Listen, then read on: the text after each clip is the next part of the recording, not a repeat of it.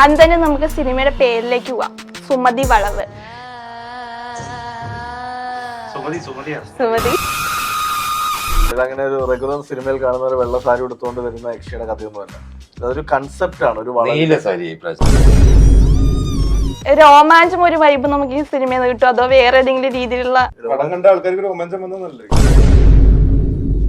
Location വരുന്നത് പാലക്കാടാന്ന് പറഞ്ഞു. ഈ പാലക്കാട് ചൂസ് ചെയ്യാൻ എന്തായിരിക്കും കാരണം? ഷൂട്ട് ചെയ്യാൻ സമ്മതിച്ചില്ല. ഇന്റർവ്യൂലൊക്കെ നോക്കി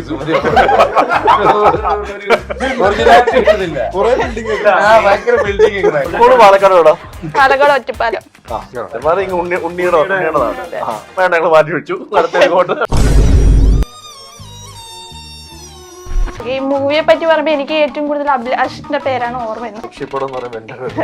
എനിക്ക് എവിടെയെങ്കിലും ഒരു വീട് വെച്ച് താമസിക്കാൻ ഒരു സ്ഥലം ദൈവം തരാന്ന് പറഞ്ഞാൽ ഞാൻ പറയും പാലക്കാട്. എന്നാലും സ്വന്തമായിട്ട് വെക്കത്തില്ല, ദൈവത്തിനെ വേണ്ടി. പാലക്കാട് അടിപൊളി സ്ഥലമാണ്. എനിക്ക് ജീവിക്കാൻ ആഗ്രഹമുള്ള സ്ഥലമാണ് പാലക്കാട്. ഇവരെയൊക്കെ സാറേന്നാ അവര് വിളിക്കുന്നത്. വേറെ ഒരു ജില്ലയിലും എനിക്ക് ഇത് അത്രയും പേടിപ്പെടുത്തുന്ന ഒരു ഫിലിം ആയിരിക്കും. നന്നായി പേടിച്ചിരിക്കുന്നതിന്റെ പ്രൊഡ്യൂസറാണ്. 15 കോടി ബഡ്ജറ്റ് ആയിരുന്നു. നന്നായി പേടിച്ചിരിക്കുന്നത്. യക്ഷിപ്പടത്തിനടുത്ത് ഒരു പ്രത്യേക സോഫ്റ്റ് കോർണർ എപ്പോഴും മലയാളികൾക്കുണ്ട്. നമുക്ക് ആ ഒരു പ്രേതത്തിന് ഒരു വേറെ ഇഷ്ടമാണ്, വേറൊരു പേടിയാണ്. ആ കാട്ടിൽ കരിമ്പുലി ഉണ്ടെന്ന് അവിടുത്തെ ഫോറസ്റ്റുകാർക്ക് പോലും അറിയില്ലായിരുന്നു. കണ്ടുപിടിച്ച ആള് തോന്നിയിരിക്കുന്നു. ഞാനൊരു ഷൂട്ടിന് ഒരു ദിവസം വരുന്ന വഴിക്ക് നൈറ്റ് ആയിരുന്നു. നൈറ്റ് ഷൂട്ട് 6 മണിക്ക് കോൾ ടൈമിൽ ചെറുതായിട്ട് എത്തുന്ന സമയത്ത് ഞാൻ വരുന്ന വഴിക്ക് എന്റെ വണ്ടി ക്രോസ് ചെയ്ത ഞാനും എന്റെ ഷാഫും ഉണ്ടായിരുന്നു കൂടെ. പാല് കൊണ്ടോടാന്ന് ചേട്ടൻ എങ്ങനെയായിരിക്കും ഈ സിനിമയിലേക്ക് വന്നത്? സംസാരിച്ചു, കണ്ടു, ചേച്ചിയാണോ സുമതി എന്നുള്ള രീതിയിലുള്ള ഒരു ടോക്ക് ഉണ്ട് എന്നുള്ള എന്തെങ്കിലും ക്ലൂ കിട്ടുമോ നമുക്ക്? ഇന്റർവ്യൂല് പറയാലോ. ഇനിയിപ്പോ നമ്മള് അല്ലല്ല ഇനി പറഞ്ഞു കഴിഞ്ഞിട്ട് നല്ല രസമായിട്ടുള്ള സീനുകൾ പറയാനുണ്ട്. ഇതൊന്നും മിണ്ടാൻ വരാത്ത അവസ്ഥ, അതുകൊണ്ട് സീക്വൻസുകളായോണ്ട് പറയാൻ പറ്റില്ല. അല്ല, ബോയിച്ചേട്ടന്റെ ഇൻട്രോ തിയേറ്ററിൽ ഒരു ഇളക്കുന്ന ഒരു സാധനം. എന്റെ പൊന്നെ, അത് മറ്റേ പോലെ ആകരുത്. ഒരു ഇളക്ക് വന്നത്. ഹലോ എവരിവൺ, ഇന്ന് നമ്മുടെ കൂടെയുള്ള സുമതി വളവ് ഫിലിമിന്റെ ക്രൂ മെമ്പേഴ്സ് ആണ്. ലെറ്റ്സ് വെൽക്കം സുമതി വളവ് ടീം. Hello guys. ഹലോ, സുഖല്ലേ എല്ലാവർക്കും? ഓക്കെ, നമുക്ക് ആദ്യം തന്നെ പേരിലേക്ക് കടക്കാം. സുമതി വളവ് എന്നാണ് ഫിലിമിന്റെ പേര് വരുന്നത്. അപ്പോൾ ട്രിവാൻഡ്രത്തെ ഒരു പ്ലേസ് ആണ് സുമതി വളവ് എന്ന് പറയുന്നത്. അപ്പോൾ പക്ഷെ നിങ്ങൾ പല വീഡിയോസിലും പറഞ്ഞിട്ടുണ്ട് സുമതി വളവ് എന്നൊരു ആ ഒരു സ്റ്റോറിനെ ബേസ് ചെയ്തിട്ടല്ല, പക്ഷെ അത് ഇൻസ്പയർഡ് ആയിട്ടാണ് ഇതിലോട്ട് വന്നതെന്ന്. സോ എന്താണ് ഇൻസ്പിറേഷൻ? എന്താണ് ഡെപ്ത് ആയിട്ട് എന്തെങ്കിലും ഉണ്ടോ? സുമതി വളവിൽ ഉണ്ടായിരുന്ന കുറെ ഇവന്റ്സ് ഉണ്ടല്ലോ, ആ വളവിൽ നടന്ന കുറെ ഇവന്റ്സ് ഉണ്ടല്ലോ, ആ ഇവന്റ്സിനെ ഇൻസ്പയർഡ് ആയിട്ട് അഭിലാഷ് ഏട്ടന്റെ കുറെ തലയൊക്കെ പോയിച്ച് പുള്ളി ഒരു Sumathi world parallel universe create ചെയ്ത് അതിന്റെ കഥയാണ് ഈ സുമതി വളവ് പറയുന്നത്.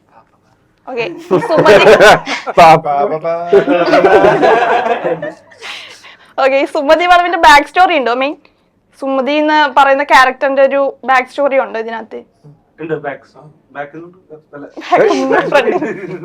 ഉറപ്പായിട്ടും ുള്ള സുമതിയുടെ ഒരു പരിപാടിയല്ല നമ്മൾ സംസാരിക്കുന്നത്. അത് ഇപ്പൊ എവിടെയാണ് ഈ കഥ നടക്കുന്നത് നമ്മൾ പറയുന്നില്ല. കല്ലേരി സ്ഥലമാണ് നമ്മൾ കുളത്തൂപ്പുഴ ഏരിയ പറയുന്നുള്ളൂ. അതായത് എവിടെയാണെന്ന് പറയുന്നില്ല. പക്ഷെ ഈ സുമതി എന്ന് പറഞ്ഞൊരു യക്ഷി അവിടെ ഉണ്ട്. അവരുടെ ബാക്ക് സ്റ്റോറി നമ്മൾ സംസാരിക്കുന്നുണ്ട്. ഓക്കെ, ചേച്ചിയുടെ അടുത്തേക്ക് വരാം. ചേച്ചിയുടെ അടുത്തേക്ക് വരികയാണ്.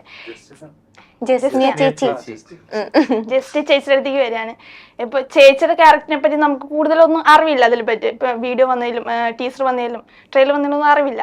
ചേച്ചിയാണോ സുമതി എന്നുള്ള രീതിയിലുള്ള ഒരു ടോക്ക് ഉണ്ട്. അപ്പൊ ചേച്ചിയാണോ എന്നുള്ള എന്തെങ്കിലും ക്ലൂ കിട്ടുമോ നമുക്ക്? ഇന്റർവ്യൂല് പറയാലോ. ഇനിയിപ്പോ നമ്മള് അല്ലല്ല ഇനി പറഞ്ഞു. അങ്ങനെയുള്ള സുമതിക്ക് ആരുടെ മേത്ത് വേണമെങ്കിൽ കേറാലോ. ഒരുപാട് ഫീമെയിൽ ആർട്ടിസ്റ്റുകൾ ഉള്ള ഇതാണ്. ആര് വേണമെങ്കിലും അതാണ്. എന്തേ മെയിലാർട്ടിസ്റ്റ് ദേഹത്ത് ചേർത്തില്ല. അതെ. അഭിലാഷ് ചേട്ടനെ ഒക്കെ ഇതില് നല്ലൊരു ത്രൂ ഔട്ട് വേഷം അത് ചെയ്യേണ്ടത് അതല്ലേ അഭിലാഷ് ചേട്ടനാണോ ഇനി സുമതി? സുഗുണൻ. ഇതങ്ങനെയല്ല മോളെ, ഇതങ്ങനെ ഒരു റെഗുലർ സിനിമയിൽ കാണുന്ന ഒരു വെള്ള സാരി എടുത്തുകൊണ്ട് വരുന്ന യക്ഷിയുടെ കഥയൊന്നുമല്ല. അതൊരു കൺസെപ്റ്റ് ആണ്. ഒരു ഒരു കളർ ഒരു വളവിലൊരു ഇങ്ങനെ ഒരു മരണം സംഭവിച്ചിട്ടുണ്ടെന്നും അവിടെ ഒരു രാത്രി കാലങ്ങളിൽ യാത്ര ചെയ്യാൻ പറ്റില്ല, പല അനുഭവങ്ങൾ ഉണ്ടാവുമെന്നും വിശ്വസിക്കുന്ന ഒരു ഗ്രാമം. അപ്പൊ അതിനെ ബേസ് ചെയ്തിട്ടാണ് ആ കഥ പറയുന്നത്. അപ്പൊ ആ വളവിൽ ഒരുപാട് അനുഭവങ്ങൾ സംഭവിക്കും, ഒരുപാട് എന്താ പറയുക, നമുക്ക് പല അനുഭവങ്ങളുണ്ടാവും. അങ്ങനെ കുറെ അനുഭവങ്ങളാണ് സിനിമയിൽ നമ്മൾ കാണിക്കുന്നത്. അത് പല രീതിയിലുണ്ട്, അതിന് ഇന്ന ഫേസ് എന്നുള്ളതല്ല. നമ്മൾ മറ്റു ചില സിനിമകളൊക്കെ കാണുന്ന പോലെ അവസാനം എത്തുമ്പോഴത്തേക്ക് ഇതിൽ ആരോ ഒരാളുടെ ദേഹത്താണ് സുമതി എന്ന് ലാസ്റ്റ് കണ്ടുപിടിക്കുന്ന സസ്പെൻസ്, ആ പരിപാടിയല്ല സുമതി ഉള്ളത്. ഓൾറെഡി ഇങ്ങനെ ഒരു വ്യക്തി ഉണ്ടെന്ന് എല്ലാവർക്കും അറിയാം. എല്ലാവർക്കും അറിയാവുന്ന സിനിമ തുടങ്ങുന്ന തൊട്ട് തന്നെ നമ്മൾ പറയുന്നുണ്ട്, സുമതി വളവ് എന്ന് പറയുന്ന ഒരു സ്ഥലത്ത് സുമതി മരിച്ചിട്ടുണ്ട്, അവിടെ ഒരു രാത്രി കാലങ്ങളിൽ യാത്ര ചെയ്യാൻ പറ്റില്ല, പല പ്രശ്നങ്ങളുണ്ടാവും എന്ന് പറയുന്നുണ്ട്. കൂടുതൽ സുമതിയെ പറ്റി അറിയണമെങ്കിൽ 1 ഓഗസ്റ്റ് ഇടയ്ക്കിടയ്ക്ക് ഓഗസ്റ്റ് 1 പറഞ്ഞോട്ടോ, വേൾഡ് വൈഡ്. അപ്പൊ നിങ്ങൾക്ക് അറിയാം ആരാണ് സുമതി. ഒരു എക്സ്പീരിയൻസ് ആണ്. വളവിൽ ആക്ച്വലി ഇതിന്റെ ഒരു ട്രീറ്റ്മെന്റ് എന്ന് പറയുന്നത് ആ വളവിൽ പോകുമ്പോൾ തിയേറ്ററിൽ ചെയ്യുന്ന ഓഡിയൻസ് ആ വളവിൽ എത്തുന്ന പോലത്തെ ഒരു എക്സ്പീരിയൻസ് നമുക്ക് ക്രിയേറ്റ് ചെയ്തിട്ടുണ്ട്. അത് ഒരു വലിയ ഓഡിയൻസിനൊപ്പം ഇരുന്ന് കാണുമ്പോൾ രസമായിരിക്കും. ഓക്കെ, ഈ മൂവിയെ പറ്റി പറയുമ്പോൾ എനിക്ക് ഏറ്റവും കൂടുതൽ അഭിലാഷിന്റെ പേരാണ് ഓർമ്മ വരുന്നത്. കാരണം അഭിലാഷ് ഏട്ടൻ രക്ഷപ്പെടും എന്ന് പറയുമ്പോൾ എന്റെ പേര് അല്ല, അതുകൊണ്ടല്ല. കാരണം അല്ല, ഞാൻ പുള്ളി ചെയ്ത 10ാം വളവ് വളവുകാരനല്ലേ പറഞ്ഞത്. പറയാൻ കാരണം എന്താന്ന് വെച്ചാൽ അഭിലാഷ് ഏട്ടൻ എവിടെ ഏതൊക്കെ പടം ചെയ്തിട്ടുണ്ടോ അതിലുള്ള മെമ്പേഴ്സിനെ എല്ലാത്തിനും ഇങ്ങോട്ട് ഇട്ടിട്ടുണ്ട്. ലൈക്ക് അല്ല, അത് എന്റെ രീതി. എന്റെ മുന്നേ പടങ്ങളിലെ കഥാപാത്രങ്ങളിലെ പലരും ഇതിലെ കൊണ്ടുവരുന്നു ആർട്ടിസ്റ്റുകളെ. അടുത്ത പടത്തേക്ക് വരുന്നില്ലേ? അതായത് എന്റെ രീതി എന്താ വെച്ചാൽ, ഞാൻ എന്റെ ഫാമിലിയാണ് എന്റെ സിനിമ എന്ന് പറയുന്നത്. അതിലെ ഓരോ കഥാപാത്രങ്ങളും ഓരോ അഭിനേതാക്കളും എന്റെ ഫാമിലി മെമ്പേഴ്സാണ്. അതിങ്ങനെ വളർന്നുകൊണ്ടിരിക്കുക. അപ്പൊ ഞാൻ ഒന്നല്ലെങ്കിൽ അടുത്ത പടത്തിലേക്ക് ഇങ്ങനെ അവരെ തന്നെ വിളിച്ചുകൊണ്ടിരിക്കും. എന്താ കാര്യം വെച്ചാൽ അത് വർക്ക് ചെയ്യാൻ വളരെ എളുപ്പമാണ്. ഇപ്പൊ വിഷ്ണുവിന്റെ ഒപ്പം ഞാൻ രണ്ടാമത്തെ പടമാണ്. വിഷ്ണു ഇനിയും സിനിമ എനിക്ക് ആഗ്രഹമാണ്. വെച്ചാൽ അത് വർക്ക് ചെയ്യാനുള്ള ഒരു ഭയങ്കര എന്താ പറയുക. ഈ പടം കഴിഞ്ഞപ്പോ എന്നോടൊന്ന് പറഞ്ഞില്ലേ മേലാൽ പറഞ്ഞെന്ന് വെച്ചാൽ ഇവിടെ അപ്പൊ അതുകൊണ്ടാണ് ഇപ്പൊ കഴിഞ്ഞ പടത്തിന്റെ സഹിച്ചേട്ടൻ എന്റെ കഴിഞ്ഞ 3 പടത്തിലുണ്ട്. 3 പടത്തിൽ സഹിച്ചേട്ടൻ ഉണ്ട്. ഈ പറയുന്നത് ഇപ്പം ടെക്നീഷ്യൻ സൈഡ് നോക്കുവാണെങ്കിൽ കുറെ ആളുകൾ റിപ്പീറ്റ് ആയി വന്നിട്ടുണ്ട്. പിന്നെ ദേവനന്ദയും ശ്രീപദും, അതിൽ ശ്രീപദും കഴിഞ്ഞ 3 പടത്തിലുണ്ട്. ആനന്ദ് ശ്രീപദും ഉണ്ടായിരുന്നു. പിന്നെ അത് ഭയങ്കര ബ്ലെസ്സിങ് ആപ്പിക്ക് കിട്ടിയതാണ് ഞാൻ. അതിന് എന്റെ അടുത്ത എല്ലാ പടത്തിലും ഉണ്ട്. അല്ല, എനിക്കെന്താ വെച്ചാൽ സുമതി വളവിന്റെ ഒരു ഫാമിലി എന്ന് പറയുന്നത് ഭയങ്കര സ്പെഷ്യലാണ്. മറ്റ് സിനിമകളെക്കാളും കുറച്ചുകൂടി സ്പെഷ്യൽ. എന്താ വെച്ചാൽ മറ്റു സിനിമകളൊക്കെ ഒരു 50 ദിവസത്തിന് താഴെ ഷൂട്ട് തീർത്ത പടമാണ്. ഇത് ഏകദേശം 85 ദിവസവും ഞങ്ങളൊരു ഫാമിലി പോലെ പാലക്കാട് ഒരു ഗ്രാമത്തിൽ ഇങ്ങനെ ജീവിക്കുകയാണ്. അപ്പം ഇതിൽ പലരുമായിട്ട് ഭയങ്കരമായിട്ട് അടുത്ത ബന്ധമായത്. ഇപ്പം ബാലുവിനെ എനിക്ക് അറിയാമെങ്കിൽ പോലും ഞങ്ങൾ അടുത്ത കമ്പനിയാണ് ഈ സിനിമയിലൂടെ. അനുവിനെ പലയിടത്ത് വെച്ച് കണ്ടിട്ടുണ്ട്, അർജുന്റെ സുഹൃത്താണ്, എല്ലാം അറിയാം. പക്ഷെ ഈ പടത്തിലാണ് കമ്പനിയാണ്. അപ്പൊ നമ്മുടെ പാർട്ട് ഓഫ് മൈ ലൈഫ് എന്നൊക്കെ പറയുന്ന പോലെയാണ്. ഇപ്പൊ എപ്പോഴും ഏത് സമയത്തും വിളിച്ചിട്ട് അഭിലാഷ് ബ്രോ എന്നാണ് വിളിക്കാറ് എന്ന് സംസാരിക്കുമ്പോൾ നമുക്ക് ആരൊക്കെ ഉണ്ടെന്നൊരു തോന്നൽ. അപ്പൊ അതാണ് എന്റെ അടുത്ത സിനിമയിലേക്ക് ഞാൻ ഇതിൽ നിന്ന് ആളുകളെ കൊണ്ടുപോയിക്കൊണ്ടിരിക്കും. ഇതില് ശിവ എന്റെ ആദ്യ പടത്തിൽ അഭിനയിച്ചു, ചെറിയൊരു വേഷം, കടാവർ എന്നുള്ള പടത്തില്. വിഷ്ണുവിന്റെ ഒരു കസിൻ കൂടെയാണ്. ഞങ്ങള് ഇങ്ങനെ പൊക്കിക്കൊണ്ട് വേണമെന്ന് ആഗ്രഹിക്കുന്ന ഒരു ആക്ടറായിരുന്നു. ശിവ കഴിഞ്ഞ പടത്തിലുണ്ടായിരുന്നു, ആനന്ദ് ശ്രീബാലയിലും അർജുന്റെ സുഹൃത്ത്. അപ്പൊ അർജുനാണ് എന്റെ അടുത്ത് പറയുന്നത്, ഈ കഥ അർജുൻ അറിയാലോ ചേട്ടാ, ഇന്ന ക്യാരക്ടർ നമുക്ക് ശിവയ്ക്ക് കൊടുത്താൽ ഞങ്ങൾ പറഞ്ഞു ഞങ്ങൾക്ക് സന്തോഷമാണ്, നമ്മള് ഇങ്ങനെ ആഗ്രഹിക്കണം അവനെ ഒന്ന് കൊണ്ടുവരണം എന്നുള്ളത്. പിന്നെ ഓരോരുത്തരും എത്തുന്നത്. ഇപ്പം ജസ്നിയെ ഈ പറയുന്ന പോലെ എനിക്ക് തോന്നുന്നു ഒരു 4-5 വർഷത്തെ ഇതാണ്. എൻ്റെ ഒരു അനിയത്തിയാണ്. എൻ്റെ വീട്ടില് വിത്തൗട്ട് പെർമിഷൻ കയറി വരാൻ സ്വാതന്ത്ര്യമുള്ള ഒരാളാണ്. അപ്പം മാളികപ്പുറം സമയത്തുള്ള ലൊക്കേഷൻ വന്നിട്ടുണ്ട്. മറ്റേ ഡാൻസ് കളിക്കുന്ന സമയത്ത് അവിടെ വന്നിട്ട് ഞാൻ പരിപാടി കൊറിയോഗ്രാഫി ചെയ്ത് തരണേ എന്ന് പറഞ്ഞിട്ട് അവിടെ വരും. അതിനുശേഷം ഈ സിനിമ വന്നപ്പോൾ വിഷ്ണുവിനോട് ചേട്ടാ ജസ്റ്റിനേക്ക്, അപ്പൊ വിഷ്ണുവാണ് തയ്ച്ചത്, നിന്റെ ക്യാരക്ടർ കൊടുത്ത് നന്നായിരിക്കില്ല ചേട്ടാ എന്ന് പറഞ്ഞു. അപ്പൊ ഞാൻ പറഞ്ഞു നല്ല കാര്യം, നിന്റെ ആഗ്രഹമല്ലേ, അത് തന്നെ ചെയ്യട്ടെ എന്ന് പറഞ്ഞിട്ട് നല്ല റിസോർട്ട് ചെയ്തിട്ടുണ്ട്. നിന്റെ ആഗ്രഹം അപ്പൊ അഭിലാഷ് ചേട്ടന് ആഗ്രഹം ഉണ്ടായിരുന്നു? എനിക്ക് പണ്ടേ ആഗ്രഹമല്ലേ മോളെ. അഭിലാഷേട്ടന് കുറച്ചുകൂടി വിഷ്ണുവിന്റെ കൂടുതലായിട്ടുള്ള ആഗ്രഹം, നമ്മുടെ അനിയത്തി ആഗ്രഹം. അപ്പൊ വിഷ്ണുവിനോ അത് ആഗ്രഹം. പിന്നെ അപ്പം 1960s 60കളിലൊരു കഥ പറയുന്നുണ്ട്. 60കളിൽ കഥ പറയുന്ന ആ ഏരിയയിലാണ് ജസ്റ്റിയുടെ ഒരു ക്യാരക്ടറൈസേഷൻ വരുന്നത്. ഭയങ്കര രസമായിട്ട് തമിഴ് ക്യാരക്ടറാണ് ചെയ്തേക്കുന്നത്. അത് വളരെ രസമായിട്ട് പെർഫോം ചെയ്തു. അതിനുശേഷം എനിക്ക് തോന്നുന്നു ഇപ്പൊ എനിക്ക് ഈ പടം ഇറങ്ങുന്നതോടെ ഒരുപാട് പടങ്ങളിലേക്ക് ഈ വിഷ്ണുവിന്റെ നായികയായിട്ട് ഇപ്പൊ ചെയ്യുന്നുള്ളൂ. വിഷ്ണു അല്ല, വിഷ്ണു ഉണ്ണികൃഷ്ണൻ നായികയായിട്ട് ഒരു പടം ചെയ്യുന്നുണ്ട്. മാർത്താണ്ഡൻ ചേട്ടൻ ഡയറക്ട് ചെയ്യുന്നത്. പിന്നെ ഏതൊക്കെ പടത്തിൽ നിന്ന് എൻക്വയറി വരുന്നുണ്ട്. എനിക്ക് തോന്നുന്നു ഉറപ്പായിട്ടും സുമതി ഇറങ്ങി കഴിഞ്ഞിട്ട് അതിന്റെ ഒരു സീക്വൻസ് കണ്ടു കഴിയുമ്പോൾ ആളുകൾ വിളിക്കും. ഞാൻ ആലോചിക്കും, എനിക്കൊരു ഗ്യാപ്പ് തരുന്നില്ല നിങ്ങൾ. അതെ അതെ അതെ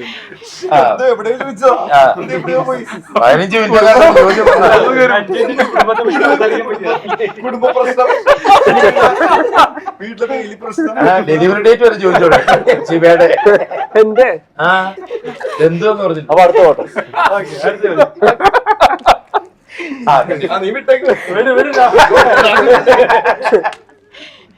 ഓക്കെ, ലൊക്കേഷൻ വരുന്നത് പാലക്കാടാന്ന് പറഞ്ഞു. ഈ പാലക്കാട് ചൂസ് ചെയ്യാൻ എന്തായിരിക്കും കാരണം?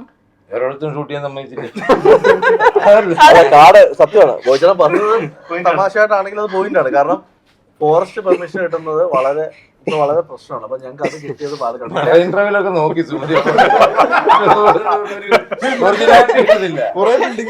ഭയങ്കര ബിൽഡിംഗ്. മെയിനായിട്ടുള്ള റീസൺ എന്ന് വെച്ചാൽ നമ്മുടെ കഥ നടക്കുന്ന ഒരു 80-90 കാലഘട്ടമാണ്. അപ്പൊ ആ കാലഘട്ടത്തിന്റെ ഒരു എസ്തെറ്റിക് ആയിട്ടുള്ള ഒരു സ്ഥലം കേരളത്തിൽ നമ്മൾ എല്ലാ ജില്ലകളിലും നമ്മൾ ട്രാവൽ ചെയ്തു. അപ്പൊ അത് ഇപ്പോഴും നിലനിർത്തിക്കൊണ്ട് പോകുന്നത് കുട്ടി പാലക്കാട് കാര്യല്ലേ. പക്ഷെ ഐ എം വെരി പ്രൗഡ്. ആ ഒരു കൾച്ചർ, ആ ഒരു ഹെറിറ്റേജ് ഇപ്പോഴും സൂക്ഷിക്കാനായിട്ട് പാലക്കാട് കാണിക്കുന്ന ഒരു ഇനിഷ്യേറ്റീവിനെ ഞാൻ എപ്പോഴും അപ്രീഷിയേറ്റ് ചെയ്യാണ്. കാരണം നമ്മളവിടെ പോയി ബ്യൂട്ടിഫുൾ ലൊക്കേഷൻസ് നമുക്ക് ഞാൻ എപ്പോഴും പറയാറുണ്ട്, എനിക്ക് എവിടെയെങ്കിലും ഒരു വീട് വെച്ച് താമസിക്കാൻ ഒരു സ്ഥലം ദൈവം തരാന്ന് പറഞ്ഞാൽ ഞാൻ പറയും പാലക്കാട്. സ്വന്തമായിട്ട് വെക്കത്തില്ല ദൈവത്തിന് അതിന്റെ അടുത്ത് കിട്ടുന്ന സന്തോഷം. പാലക്കാട് അടിപൊളി സ്ഥലമാണ്, എനിക്ക് ജീവിക്കാൻ ആഗ്രഹമുള്ള സ്ഥലമാണ് പാലക്കാട്. ആൾക്കാരും നല്ല അടിപൊളി ആൾക്കാര്, വൻ ചില്ലായിരുന്നു. അതായത് നമ്മള് ഒരു എന്താ പറയാ ഒരു ഞങ്ങളുടെ സിനിമയുടെ കറക്റ്റ് ഓഡിയൻസ് അവിടെ ഉണ്ട്. പിന്നെ ഇവരെയൊക്കെ സാറേന്ന് അവര് വിളിക്കും. വേറെ ഒരു ജില്ലയിലും പാലക്കാട് മാത്രമേ സാറ് വയറ് എനിക്കുന്നുണ്ടോ.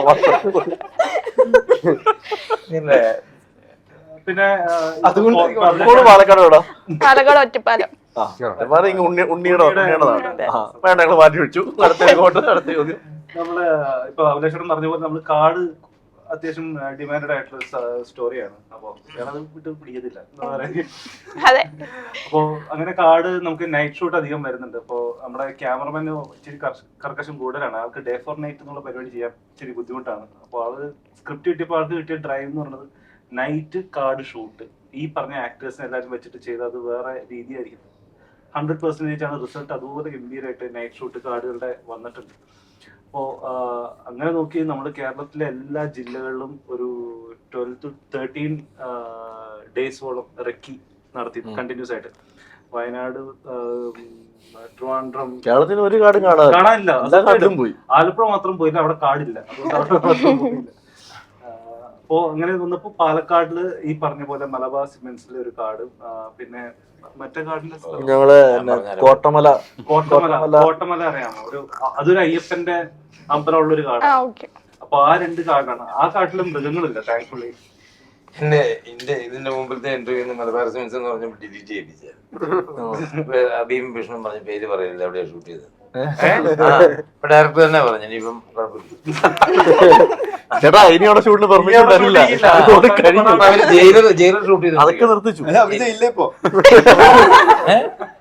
അങ്ങനെ ഒരു കാടയില്ലേ? ഏതാണ്?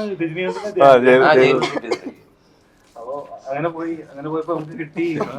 ഐ മീൻ ഇപ്പൊ നമ്മുടെ ഗ്രാമമായിട്ട് അതായത് നൈറ്റ് എസ്തെറ്റിക് ഉള്ള സ്ഥലവും കിട്ടി. അതുപോലെ തന്നെ നമുക്ക് നൈറ്റ് ഷൂട്ട് ചെയ്യാൻ പറ്റുന്ന മനോഹരമായ കാർഡും കിട്ടി. അപ്പൊ അതുകൊണ്ട് വളരെ മനോഹരമായിരുന്നു.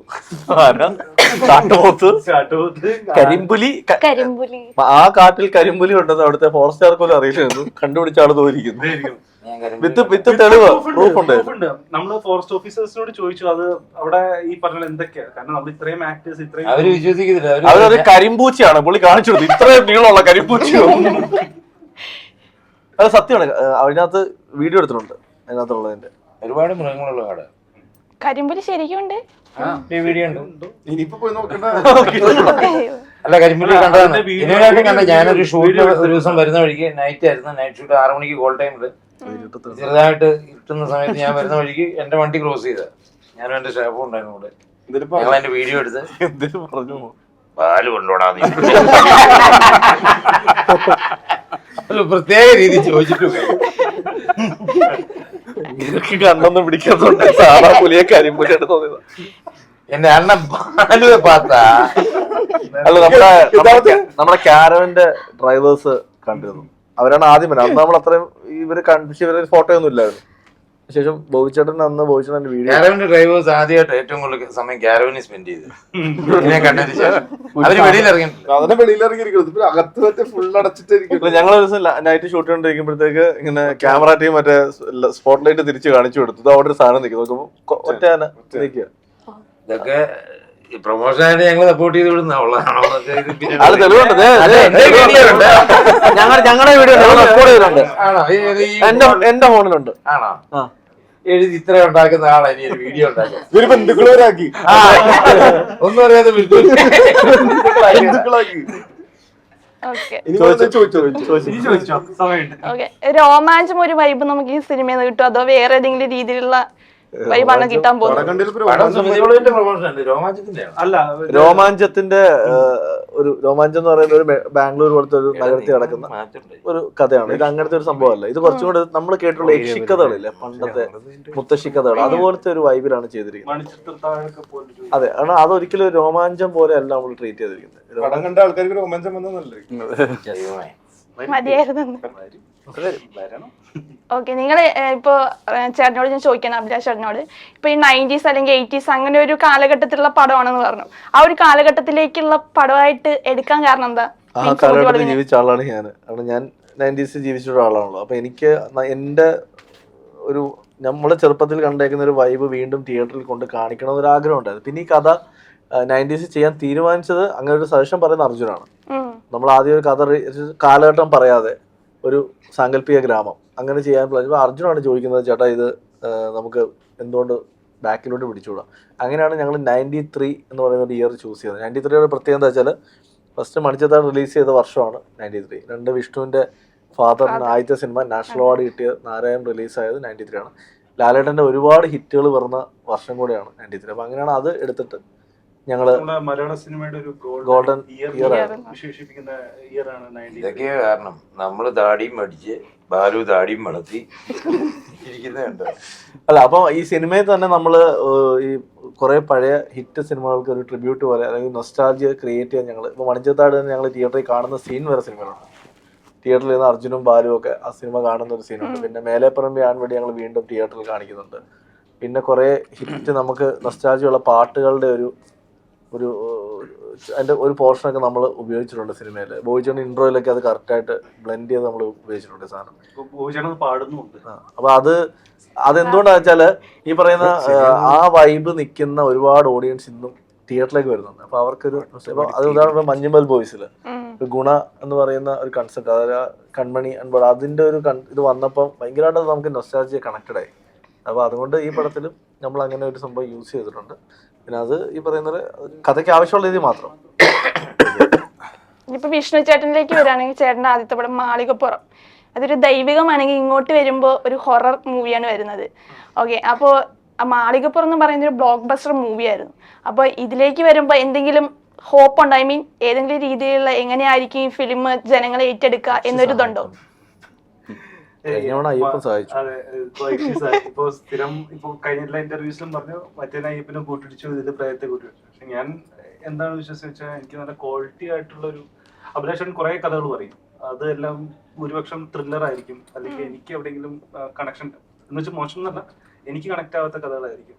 എനിക്ക് കണക്ട് ആയിട്ടുള്ള ഒരു 100 കഥകളിൽ ഒരു 5 കഥ ഉണ്ടാവും.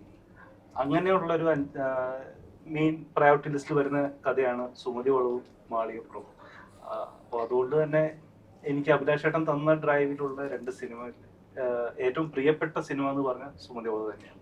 ഇതായിരുന്നു സപ്പോസ് ഞാൻ ഫസ്റ്റ് ചെയ്യാനായിട്ട്. അതുകൊണ്ട് മാളികപ്പുറം ചെയ്ത് അത് ബ്ലോക്ക് ബസ്റ്റർ ആവും, ഞാൻ നല്ലൊരു വിജയമാവെന്ന് വിചാരിച്ചു. പക്ഷെ വീട്ടമ്മമാരെ അത് ഭയങ്കര വലിയൊരു ഏറ്റെടുത്ത് കുട്ടികൾ മുത്തശ്ശന്മാർ രാജാക്കന്മാരാ. മാളികപ്പുറത്തിന് യൂത്ത് നിങ്ങൾ കരിമ്പുലിയെ കണ്ടെന്ന് പറയല്ലോ, സാധാ പുലിയെ കണ്ണ് കാണാത്തോണ്ട് നിങ്ങൾക്ക് കരിമ്പുലിയാണ് തോന്നിയത് രാത്രിയിൽ. ഇത് അത്രയും പേടിപ്പെടുത്തുന്ന ഒരു ഫിലിം ആയിരിക്കും. എല്ലാം ഉണ്ട്.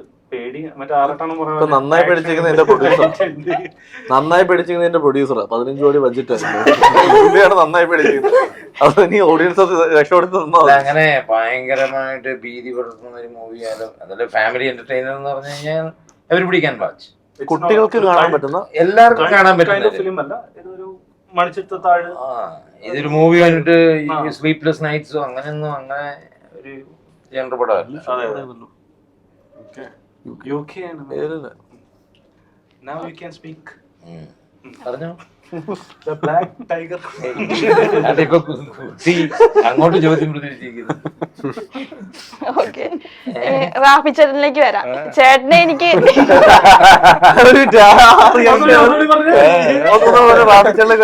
റാഫി ചേട്ടൻ ഓക്കെ, ചേട്ടനിലേക്ക് വരുമ്പോ ചേട്ടൻ ഏറ്റവും അറിയപ്പെടുന്ന ചക്കപ്പഴം എന്നുള്ള ഒരു സീരീസിൽ കൂടെയാണ് ചേട്ടൻ എല്ലാരും അറിയുന്നത്.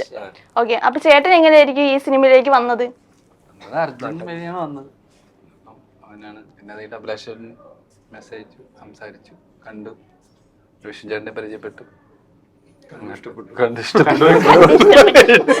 റാഫി നിനക്കറിയോ ചക്കപ്പഴത്തിന്റെ തീം സോങ് പാടിയത് അഭിലാഷേട്ടൻ? അത് ചെയ്തേക്കുന്നത് ഞങ്ങളുടെ തന്നെ എല്ലാം കണക്ക്. അഭിലാഷ് പിള്ളേ ഞാൻ ചേട്ടൻ സാറേ രണ്ടു പടം കിടക്കും. അങ്ങനെ അഭിലാഷ് പിള്ളേ റാഫിങ് പേരൊന്നും നോക്കണ്ട, ഇവരെല്ലാം ലിങ്ക്ഡാ. റാഫി ആദ്യമായിട്ട് കാണാൻ വരുമ്പം ശരിക്കും റാഫിക്ക് അങ്ങനെ ക്യാരക്ടർ ആദ്യം പടത്തിലില്ലായിരുന്നു. അർജുനും നമ്മൾ ഒരു വേറൊരു ക്യാരക്ടർ ഉണ്ട്, അത് കുറച്ച് പടത്തിന്റെ തുടക്കത്തിൽ മാത്രമേ ഉള്ളൂ. പിന്നെ ആ ക്യാരക്ടറിനെ ഒന്ന് ഡെവലപ്പ് ചെയ്ത് ഞങ്ങളുടെ ഗ്യാങ്ങിലേക്ക് ആഡ് ചെയ്തു. അങ്ങനെ കൊണ്ടുപോയി അവസാനം 2 സോങ്ങിലും മണ്ഡത്തിലും എല്ലായിടത്തും വന്ന് ലാസ്റ്റ് കല്യാണ വീട്ടിലും കയറി ഡാൻസ് കളിച്ച് ഇയാളാരാ ഈ ഗ്രാമത്തിൽ ഇയാളാരാ. ഓക്കെ, ഇപ്പൊ ഒരു ഫ്രണ്ട് സെറ്റപ്പ് മൂവി പോലെ എനിക്ക് തോന്നി. കാരണം അർജുൻ ചേട്ടന്റെ കൂടെ ഒരു ഗ്യാങ് നിൽക്കുന്നു. അല്ല, ഒരു മിനിറ്റ്, റാഫിയുടെ ക്യാരക്ടറിന് ഒരു കാര്യം പറയാനുണ്ട്. സുമതി വളവിൽ ആദ്യം വരുന്ന അവനാ, കാരണം രാവിലെ പത്രോടാൻ വരുന്ന അവനാ. അപ്പൊ അവനാണ് ആദ്യം കാണുന്നത്. വളവില് ആരെങ്കിലും വീണിട്ടുണ്ടെങ്കിലും പ്രശ്നമുണ്ടെങ്കിൽ അപ്പൊ അവനാണ് ഗ്രാമത്തിൽ വന്ന് പിയാറോ, അതെ വളവിൽ ആള് വീണിട്ടുണ്ടെന്ന് പറയേണ്ടത് അവനാണ്. അപ്പൊ അതാണ് അവന്റെ ഒരു ക്യാരക്ടറൈസേഷൻ.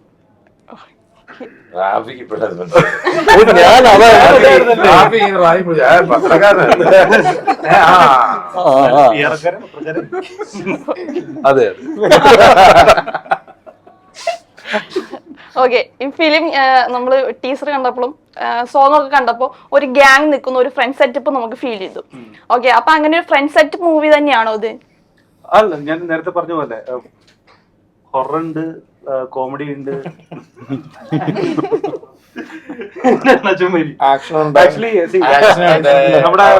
നമ്മുടെ ഈ ഫിലിമിന്റെ main tag line horror comedy തന്നെയാണ്. പക്ഷെ ഞാൻ അതിലുപരി ഞാൻ ആഗ്രഹിക്കുന്നത് ഇതൊരു പക്ക ഫാമിലി എന്റർടൈനർ.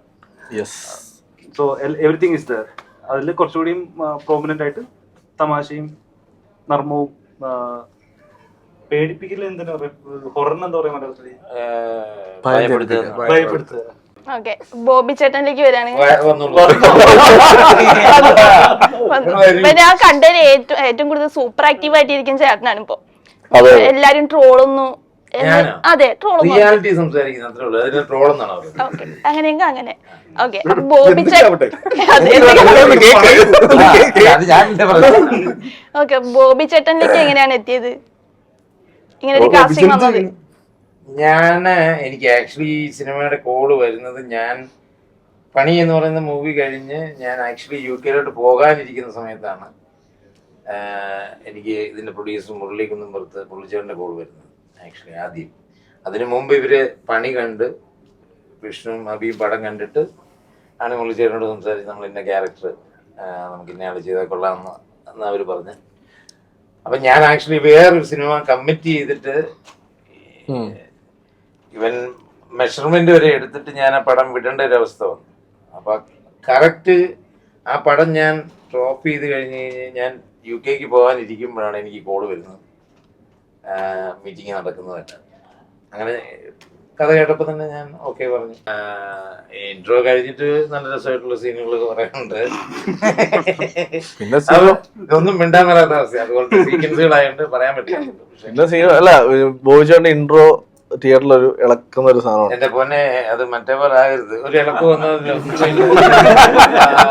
ഇനി അടുത്ത് ബാലിച്ചേട്ടൻ. ബാലിച്ചേട്ടൻ എങ്ങനെയാണ് ഈ സിനിമയിലേക്ക് എത്തുന്നത്? ചോദിച്ചു പഠിച്ചു. പാലക്കാട് കൊച്ചിയായില്ല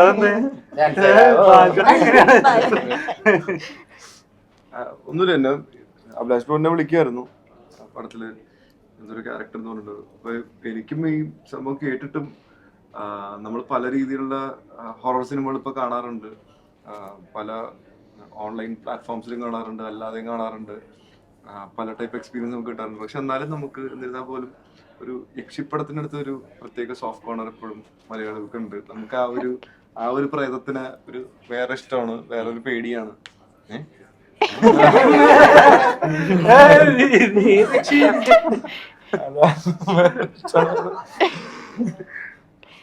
അപ്പൊ അത് തന്നെയായിരുന്നു എന്നെ ഭയങ്കരമായിട്ട് ഈ പടം ചെയ്യാൻ വേണ്ടി ഭയങ്കര ഇതാക്കിയത്. കാര്യം ഇങ്ങനത്തെ ഒരു സിനിമ ഞാൻ ചെയ്തിട്ടില്ലെങ്കിൽ എനിക്ക് ഈ സിനിമ പോയി കാണാൻ എനിക്ക് തോന്നും.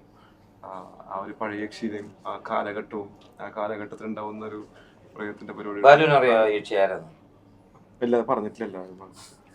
പിന്നെ ഇന്നെ സംബന്ധിച്ചത് ഇപ്പൊ ഈ നമ്മൾ പണ്ട് കാലത്ത് ഇങ്ങനത്തെ രക്ഷപ്പെടങ്ങൾ പരിപാടികൾ കണ്ടിട്ടുണ്ടെങ്കിലും ഇത്രയും ടെക്നോളജി നമുക്ക് ആ സമയത്ത് കിട്ടിയിട്ടില്ല. അപ്പൊ അതിൻ്റെതായിട്ടുള്ള ഇപ്പൊ സൗണ്ടിങ്ങിലായാലും CG-യിലായാലും അങ്ങനത്തെ വർക്കുകൾ ചെയ്ത് നമുക്ക് കാണുമ്പോൾ കുറച്ചും കൂടി ഒരു സുഖം ഉണ്ടാവും. എല്ലാവർക്കും ഇഷ്ടപ്പെടാൻ പറ്റുന്ന ഒരു സിനിമ തന്നെ ആയിരിക്കും. എടുത്തു പറയേണ്ട വേറെ 2 ടെക്നീഷ്യൻ സൈഡ് പറഞ്ഞിട്ടുണ്ടാവും. 3 പേരാണ്. ഒന്ന് ഇതിലെ ക്യാമറാമാൻ, ആളെന്നെ രാക്ഷസൻ സിനിമ ക്യാമറ ചെയ്ത് തമിഴിൽ. അപ്പോൾ ശങ്കറിൻ്റെ ഒരു ഭയങ്കര രസമുള്ളൊരു മാജിക് ഫ്രെയിംസ് സിനിമയിലുണ്ട്. പിന്നെ ഇതിൻ്റെ music director Ranjin Raj. Obviously Ranjin ഇതിൻ്റെ ഒരു ബാക്ക്ഗ്രൗണ്ട് സ്കോറിൻ്റെ ഒരു കൺസീവ് ചെയ്തേക്കുന്നത് ഭയങ്കര രസമായിട്ട് ഒരു 90s സിനിമയ്ക്ക് ഒരു ന്യൂജൻ പരിപാടി കൊണ്ടുവന്നിട്ടുണ്ട്. പിന്നെ ഇതിൻ്റെ സൗണ്ട് മിക്സിങ് ചെയ്ത രാജാകൃഷ്ണൻ ചേട്ടൻ. രാജേട്ടനാണ് ഇതിൻ്റെ ശരിക്കും പറഞ്ഞാൽ സിനിമയെ തന്നെ മാറ്റിക്കളഞ്ഞ ഒരു പരിപാടി കാണിച്ചത്.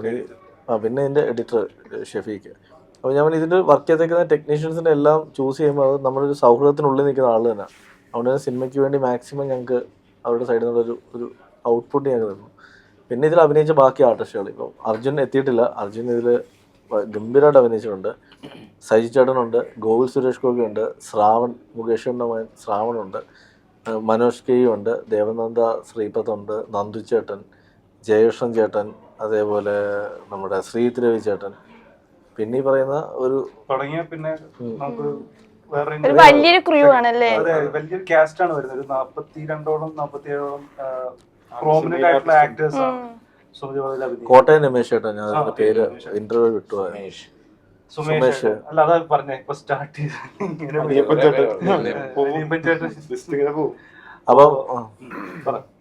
അപ്പം ഒരു സിനിമയ്ക്കുള്ളിൽ ഇത്രയും കഥാപാത്രങ്ങളെ ഫില്ല് ചെയ്യുമ്പോൾ ആലോചിച്ചു. അപ്പോൾ അത് ഇപ്പോൾ പറഞ്ഞ കറക്റ്റാണ്. ഇതിൽ പലർക്കും ഇതിൻ്റെ എക്സാക്ട് കഥ അറിയില്ല. പല ആർട്ടിസ്റ്റുകൾ ഇതിൽ വന്നേക്കുന്ന കഥാപാത്രം ഇതാണെന്ന് മാത്രം പറഞ്ഞിട്ടാണ് ഞങ്ങൾ കൊണ്ടുവന്നത്. ഇവർക്ക് സീൻ അഭിനയിക്കുമ്പോൾ തന്നെ ഇതിൻ്റെ മുന്നിലുള്ളതോ പിന്നിലുള്ളതോ ആയിട്ട് പറയും. ഇവരോടൊക്കെ പറയും. ഇവരോട് ഞാൻ പറഞ്ഞു. ബാക്കിയുള്ള എനിക്ക് തോന്നുന്നു മെജോറിറ്റി ആർട്ടിസ്റ്റുകൾക്ക് ഇതിൻ്റെ ഒരു ഫുൾ സ്റ്റോറി അറിയില്ല. അപ്പോൾ അത് വേറൊന്നുകൊണ്ടല്ല, അത് ഒന്ന് അങ്ങനെ റിലീസ് വരെയെങ്കിലും അത് അങ്ങനെ ഇരിക്കട്ടെ അതുകൊണ്ട് ഞങ്ങൾ വെച്ചേക്കുന്നത്. ഓക്കെ, ശിവ ചേട്ടൻ അങ്ങോട്ട് വരുവാണ്. എന്റെ കസിൻ ആയതുകൊണ്ടാണോ ഒന്നും ശിവോഹം. ഓക്കെ, ചേട്ടൻ എങ്ങനെയാണ് ഈ ഒരു സിനിമയിലേക്ക് എത്തുന്നതും അല്ലെങ്കിൽ ആ ക്യാരക്ടർ ഡെവലപ്മെന്റ് എങ്ങനെയുണ്ട്? ഞാൻ ഇതിനകത്ത് ആനന്ദ് ശ്രീമാനാണ് തൊട്ട് മുമ്പത്തെ സിനിമ. എന്റെ റൈറ്റർ അഭിലാഷ് ചേട്ടൻ. അതിനകത്ത് അർജുനായിരുന്നു ലീഡ് ചെയ്തത്. പിന്നെ വിഷ്ണു ചേട്ടനായിട്ട് അഭിലാഷ് ചേട്ടനായിട്ട് വർഷങ്ങളായിട്ടുള്ള ഒരു പരിചയമാണ്. അപ്പം ആ ഒരു പരിചയമാണ് ഈ സിനിമയിലേക്ക് ലീഡ് ചെയ്തത്. പിന്നെ എന്റെ ക്യാരക്ടറുടെ പേര് കുട്ടാപ്പി എന്നാണ്. അർജുന്റെ ഫ്രണ്ട് ആയിട്ടുള്ള ഒരു ക്യാരക്ടറാണ്. സിനിമയിൽ ത്രൂ ഔട്ടുള്ളൊരു വേഷം ആദ്യമായിട്ട് ചെയ്യണതാണ് ഈ സിനിമയിൽ. അപ്പൊ വൈറസായിട്ട് വരുന്ന വിശ്വസിക്കണം, പോയി കണ്ടിട്ട് പറയും. ഓക്കെ, August 1 ഫിലിം റിലീസ് ചെയ്യാൻ പോവാണ്. അപ്പൊ അതൊരു വൺ സക്സസ് ആയി മാറട്ടെ എന്ന് ഞാൻ പ്രതീക്ഷിക്കുന്നു, ആശംസിക്കുന്നു. Okay, thank you for the interview. Thank you.